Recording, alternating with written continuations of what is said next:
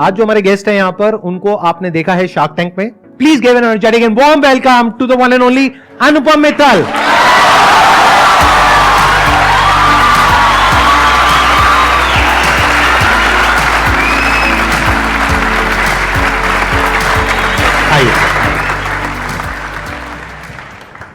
संदीप भाई, ऐसा नहीं हो सकता है कि मैं रोज सुबह जब बिस्तर से निकलूं तो ऐसा मेरा स्वागत होगा. बिल्कुल हो सकता है सर. आपका घर का एड्रेस दे देते हैं, सबको ये सारे पहुंच जाएंगे. इससे पहले कि ऑडियंस आपसे कुछ क्वेश्चंस पूछे, मेरे माइंड में एक क्वेश्चन है जो मेरे से पूछा जाता है यहाँ पर सेशन में. वो क्या है कि हम बिजनेस तो करना चाहते हैं, अपना कुछ करना चाहते हैं, लेकिन अंदर डर लगता है. ये बहुत अच्छा सवाल है. बिकॉज फियर जो चीज होती है, कई बार हमें ऐसा लगता है कि मुझ में कोई खामी है इसलिए मुझे डर लगता है. बाकी लोगों को देखो क्या क्या बना लिया, मैं क्यों नहीं कर पाता हूं, कर पाती हूं, मुझ में ही कोई कमी है. But that is not true. You are programmed. Nature ने आपको बायोलॉजिकली बनाया है that you will fear the unknown. डर किस बात का है ये बताइए मुझे. फेलियर का डर है आपको, डर है अननोन का, अनसर्टेनिटी का. आपको यह पता नहीं आगे जाके क्या होगा, और नेचर ने इस तरह से आपको बनाया है और मुझे भी बनाया है. Why has nature made you like that? क्योंकि अगर आप में डर नहीं होता तो आप कुएं में कूद जाते. Humanity would not be left. तो आप बायोलॉजिकली प्रोग्राम्ड हैं कि कोई भी अनसर्टेन चीज हो तो उससे आप डरोगे. That is the fear. तो जो लोग कर लेते हैं, ऐसा नहीं है कि उसमें डर नहीं है, उनमें भी डर है, लेकिन डर के बावजूद वो आगे बढ़ते हैं. तो डर के आगे क्या है? नहीं, डर के आगे और डर है. आपको यह देखना है कि यह नहीं सोचना है कि डर को मैं कैसे अलग कर दूं अपने से. यू हैव टू थिंक कि मैं डर को अपना कैसे लूं. और मैं आपको एक तरीका समझाता हूं हाउ टू गेट स्टार्टेड. जैसे आपको डर लग रहा है, आपको कुछ शुरू करना है. एक एग्जाम्पल लेते हैं which will put fear in anyone. अगर आप ये सोचे कि आपको रॉकेट बनानी है जो अंतरिक्ष में चली जाए, तो डर के मारे आप एक कदम नहीं ले पाओगे. सच अ बिग अंडरटेकिंग. दुनिया में बहुत कम लोगों ने किया है, और जिसने भी किया है बहुत सारे पैसे इकट्ठे करके किया है. How do you get started? If you start thinking about all these things, आप कभी एक कदम भी नहीं ले पाओगे. लेकिन आप सिर्फ इतना सोचो कि मुझे रॉकेट लॉन्च करने के लिए I need to know the fundamentals of physics. तो आप सिर्फ एक हफ्ते के बारे में सोचो. एक हफ्ते में, और बाकी सब भूल जाओ. एक हफ्ते में मुझे फंडामेंटल्स ऑफ फिजिक्स सीखना है. You take that first step.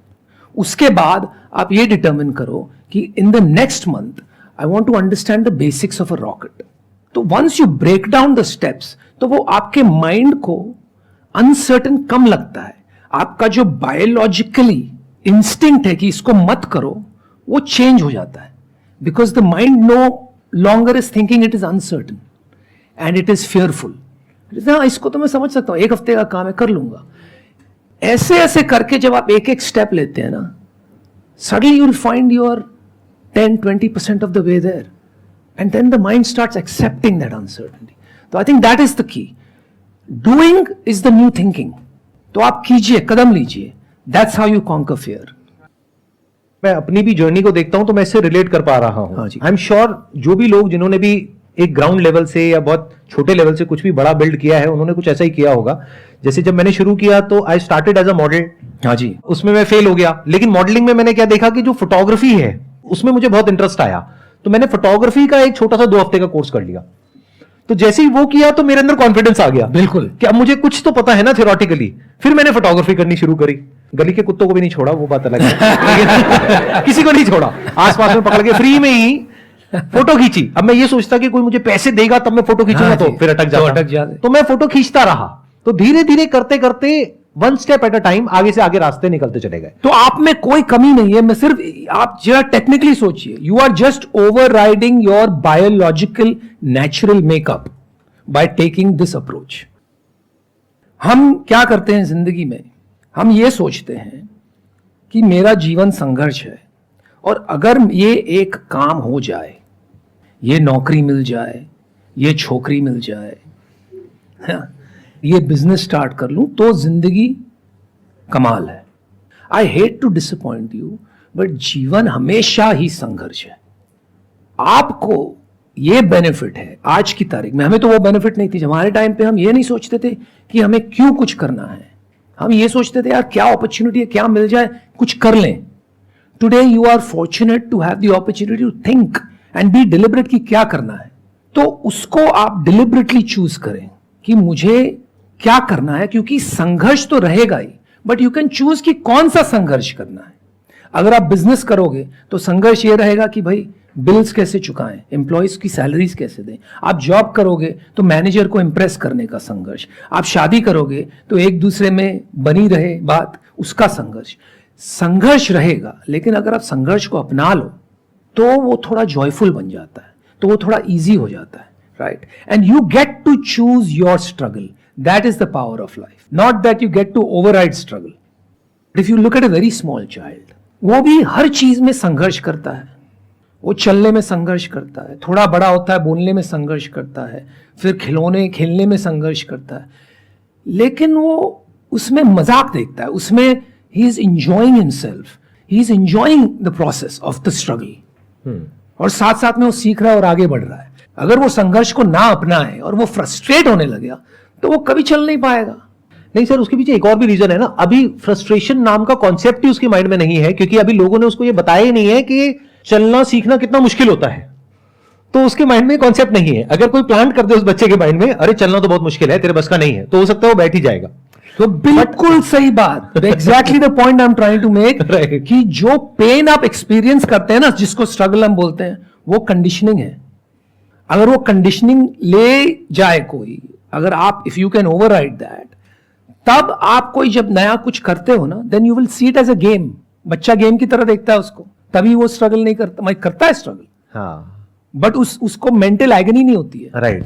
तो कंडीशनिंग के कारण कि आपको आना चाहिए, ये क्यों नहीं आता है, तब आपको लगता है अरे मुझ में कुछ कमी है। अगर उसको आप गिव अप कर दें और बच्चे की तरह एक गेम खेलें, then life is bliss even through your struggles. Sir, आपसे बात करते करते ना एक थॉट आ रहा है मेरे माइंड में, आई एम श्योर आपको भी मजा आएगा सुन करके, और आप हो सकता है उसमें और आगे बिल्ड करोगे। उसके बाद हम क्यों नहीं करेंगे कि आपने जहां से ये हमने शुरू किया था कि fear is of the unknown. हाँ जी। तो अब अगर मैं आपसे बात करते करते देख पा रहा हूं, तो fear is not of the unknown but of the perception of what we know about the unknown, उसका फियर है। जैसे एक बच्चा है, उसके लिए अननोन है कि आगे क्या ऑब्स्टेकल आने वाला है जब वो दोबारा से गिर करके चलने की कोशिश करेगा, या फिर अगर वो ढंग से नहीं बोल पाएगा तो उसकी वजह से क्या होगा, तो उसके अंदर डर ही नहीं है। बिल्कुल। तो अगर हमें एक्चुअल में कुछ भी ना पता हो कि क्या होने वाला है, तो उसका डर नहीं है। हाँ जी। बट जो हमें लगता है कि हो जाएगा इन दैट पर्टिकुलर स्पेस, उसका हमें डर है। तो fear is also connected to the known, not of the unknown, अगर हम थोड़ा सा डीपली देखें इस चीज को। बिल्कुल। और इसका एक मैं दूसरे तरीके, थोड़ा सरल तरीके, थोड़ी फिलोसॉफिकल बातें हो रही है, राइट। तो ये कहेंगे कि हम कहाँ बाबा जी के आश्रम में आ गए। तो इसको मैं थोड़ा एक अलग तरीके से कहता हूं। अगर आपको अपना मुकद्दर का सिकंदर बनना है, मुकद्दर आपके कंट्रोल में लाना है, तो तीन चीज है, और इजी कर देता हूं, तीनों एम से है, मुकद्दर को भी एम से ही है, ठीक है। मासूमियत, मेहनत और मकसद। और ये बात आ गई मासूमियत, जो आप बात कह रहे थे। Right. जब मासूमियत होती है ना, तब पता ही नहीं रहता भाई इसमें क्या, तब शुरू हो जाओ कि मासूमियत है। If you are totally ignorant, if you are naive and hungry, हाँ, right. जब मेहनत और मकसद है और भूख है, हाँ. और आप नाइव हो, तो आपको डर नहीं है, क्योंकि वहां पे क्यूरोसिटी है। बिल्कुल बिल्कुल। वहीं पे क्यूरोसिटी की जगह है ना। अगर पहले से पता है तो क्यूरोसिटी नहीं है। तो लोगों के साथ प्रॉब्लम क्या होती है कि वो पहले ही अज्यूम कर लेते हैं कि बिजनेस करना मुश्किल है बिकॉज ऑफ दीज रीजंस। हो सकता है वो आसान हो, एक बार उनको समझ आ जाए तो, बट वो समझने की कोशिश ही नहीं करते बिकॉज ऑफ द नोन, जो उनके दिमाग में कॉन्सेप्ट्स बैठे हुए हैं। तो if they can be free from the preconceived notions, ideas, beliefs, concepts, जो भी हम लोगों के माइंड में भरे गए हैं बचपन से, या जो भी हमने देखा है उसके बेस पे भर गया है, अगर हम उसको क्वेश्चन कर सकें, उससे फ्री हो जाए और फिर fearlessly one step at a time ले सके, तो आई एम श्योर इस फियर को ओवरकम किया जा सकता है। मैं ये पूछना चाहता हूँ sir, how much power do you feel being an entrepreneur और businessman as comparison to a civil servant? मैं तो सिविल सर्वेंट कभी रहा ही नहीं भाई, मेरे को क्या पता। नहीं sir, how much power do you feel being an entrepreneur? अगर मैं सही सोच रहा हूं तो आप शायद यूपीएससी की तैयारी करने के बारे में सोच रहे हो या कर रहे हो? I am in management right now अभी मैं, बट पेरेंट्स प्रेशर की वजह से सोच रहा था यूपीएससी के लिए। हाँ, वही कह रहा हूँ, सोच रहे हो ना। देखिए यार, ये अच्छा सवाल है। आई थिंक मैंने पहले शुरू में कह दिया था, एवरी चॉइस यू मेक उसकी कॉस्ट होती है। हर रास्ता आप पकड़ोगे, संघर्ष उसमें है। अगर आप एंटरप्रेन्योरशिप करते हो तो उसका संघर्ष अलग है। आपको यह समझना है कि आपकी स्ट्रेंथ कहां पर है। ठीक है, हम अक्सर क्या करते हैं, हम ये सोचने लगते हैं कि हमें क्या करना है। What you should do is spend time, आपको क्यों करना है, why before the what. If you can answer that question it becomes a little easier to figure out. क्योंकि मैं समझ रहा हूं कि आप जो पूछ रहे हैं, आप ये नहीं पूछ रहे हैं कि आप कितना पावरफुल महसूस करते हैं एंटरप्रेन्योरशिप को लेके, आप अपनी चॉइस बनाने की कोशिश कर रहे हैं कि मुझे क्या करना है जिंदगी में। Is that right? Yes, sir. Yes. Right. तो आपने ये क्यों पूछा कि why do you feel power, do you want power, is that the thing? Sir, see, the society image what we have for a civil servant, for a IAS or IPS, what image we have as in the reels or in the movies, that more fascinates the youth today. Like having cops behind, going on surveys, or like, you can understand what I'm trying to say. हाँ, एक And romanticism being a businessman image, having a good luxury car and a loan, or that is a different image, I think. So, which one is more powerful? Entrepreneurship by itself is not a power job. अगर powerful करना है ना, आपको power चाहिए हमारे देश में, तो मैं सीधी बात करता हूँ, हम दिल्ली में बैठे हैं, आप मंत्री बनिए।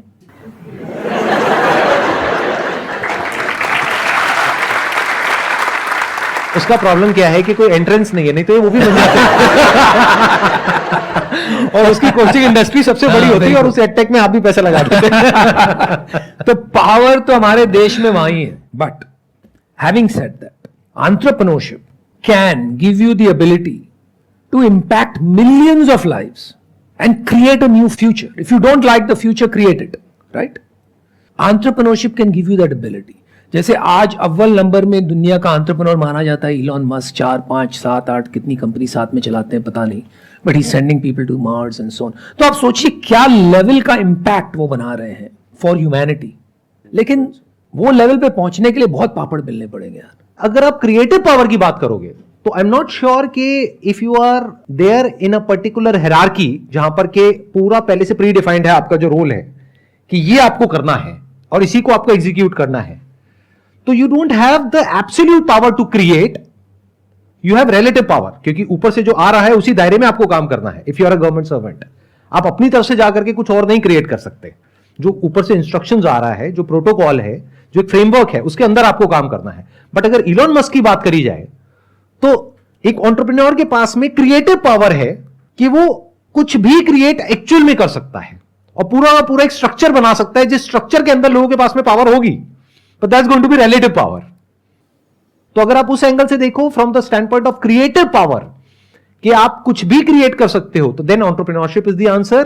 But if you want power जिससे कि लोग डरें, क्योंकि उसी स्टैंड पॉइंट से आप पूछ रहे हो कि जब मैं चल रहा हूं आसपास में 4-5 पुलिस वाले हैं और हैं, क्यों चाहिए आपको 4-5 पुलिस वाले अपने साथ में? This is the image of high value man society has made in our country. तो आपको उसको क्वेश्चन करना होगा, सोसाइटी को क्वेश्चन करो, उस इमेज को क्वेश्चन करो, जो अपने थॉट्स हैं उसको क्वेश्चन करो, अपने आप से पूछो आपके लिए पावर का मतलब क्या है। ज्यादा पावरफुल है अपने देश में, मोदी जी की Mukesh Ambani?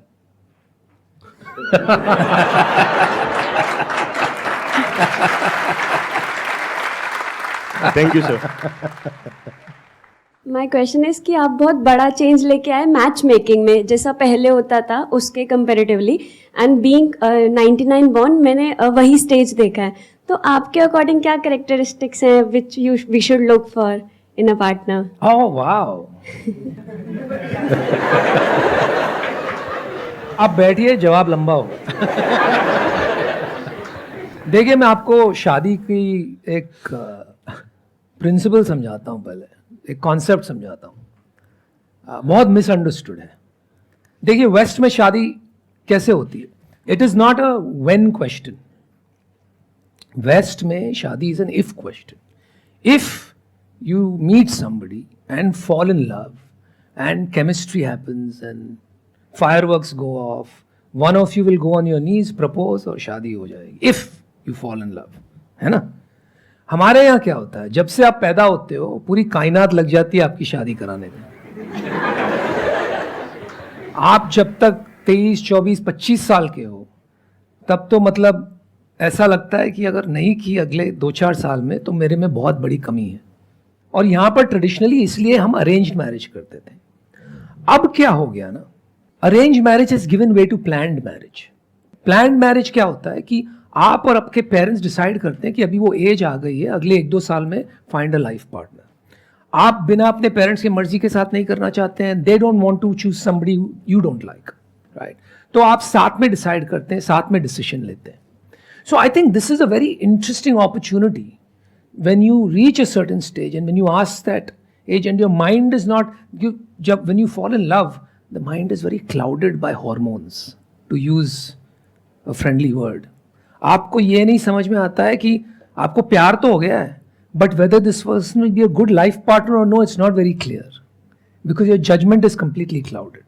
You make decision based on how you feel. ऐसा लगता है कि यार इसके साथ में रहते हैं तो कोई सारी वरी नहीं है, it's basically just hormones. मैं उससे ज़्यादा नहीं कहूँगा, right? But in reality, the best life partner is your best friend. The most important thing in a marriage is friendship and respect. Not the kind of love we look at Bollywood films. और हम देखते हैं कि अरे 2 लोग मिल रहे हैं, गाना गा रहे हैं, साथ में एक दूसरे से मोहब्बत कर रहे हैं, इसी को प्यार कहते हैं। बट वो टाइप का प्यार लास्ट नहीं करता है जब तक फ्रेंडशिप और रिस्पेक्ट नहीं हो एक दूसरे के लिए। So I think that's what people should look for. But बहुत मुश्किल है, कहना आसान है। आपको क्या लगता है? आई एग्री, बिल्कुल मेरे को यही लगता है जो आप कह रहे हैं, because I am with my wife since I think when I was in 11th standard we are together, there you go. And I understand what you are saying, it makes complete sense. आप एक बात ध्यान में रखना, शादी उससे करो जिससे आप बातें बहुत सारी कर सकते हो। क्यों? क्योंकि शादी के 8-10 साल बाद आप सिर्फ बातें ही करो।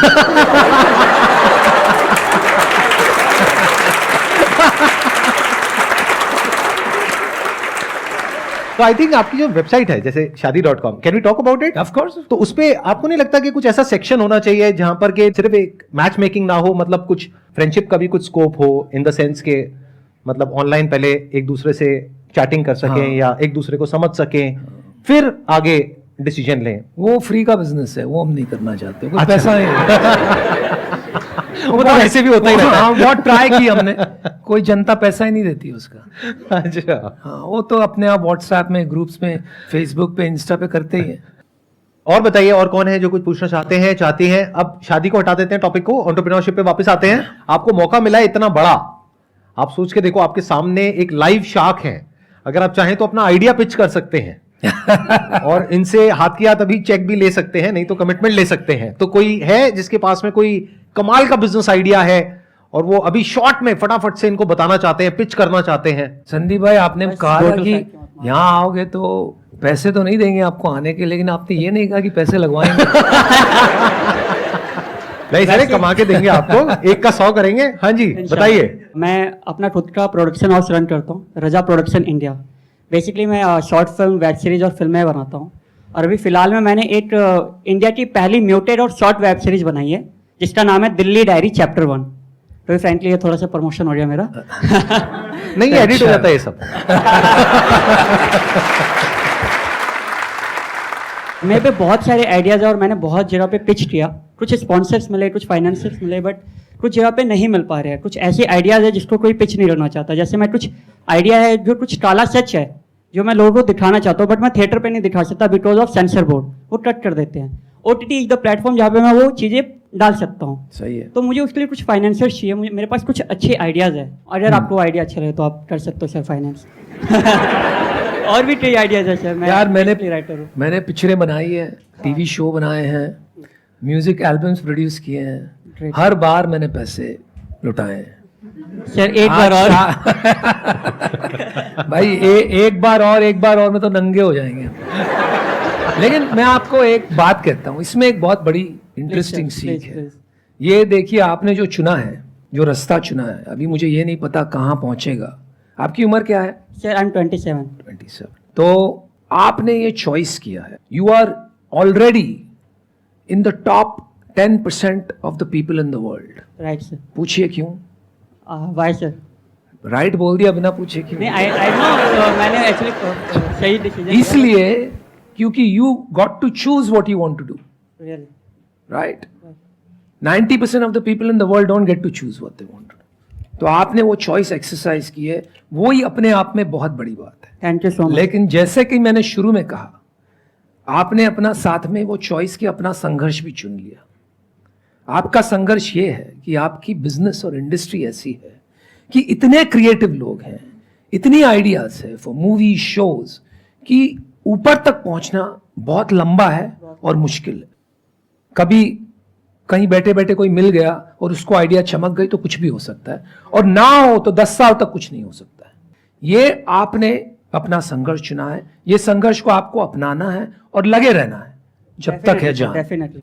हम कई बार क्या करते हैं, हम आइदर और में फंसे रहते हैं। हम ये सोचते हैं कि जब मेरे पास में कोई इन्वेस्टर आएगा, चाहे वो ये हो चाहे कोई और हो, एक बार पैसा आएगा तब मैं ये करूंगा। और इस चक्कर में बहुत लोग हैं जो अपने बहुत साल बर्बाद कर देते हैं, इनफैक्ट अपनी पूरी जिंदगी बर्बाद कर देते हैं। तो better option is don't choose either और, कि इन्वेस्टर या फिर self funded. Do both the things at the same time, कि आप इन्वेस्टर भी ढूंढते रहो, कोई मिल गया तो बहुत बढ़िया है, नहीं मिला तो एटलीस्ट अपने बेस पर, आज की डेट में मोबाइल है आपके पास में, उस पर आप कुछ भी शूट कर सकते हो, कुछ भी अपलोड कर सकते हो, शॉर्ट बना सकते हो, लॉन्ग फॉर्म कंटेंट बना सकते हो, और अगर कंटेंट में दम होगा तो जनता के पास में ताकत है, वो फैल जाएगा। क्या बात है। Thank you so much sir, यहां पर Thank आने के you, लिए। यार, इट बड़ा वाज मजा आया। प्लेजर मीटिंग यू, बड़ा प्लेजर मजा टॉकिंग टू आया। यू। बड़ा मजा Big round of applause for him.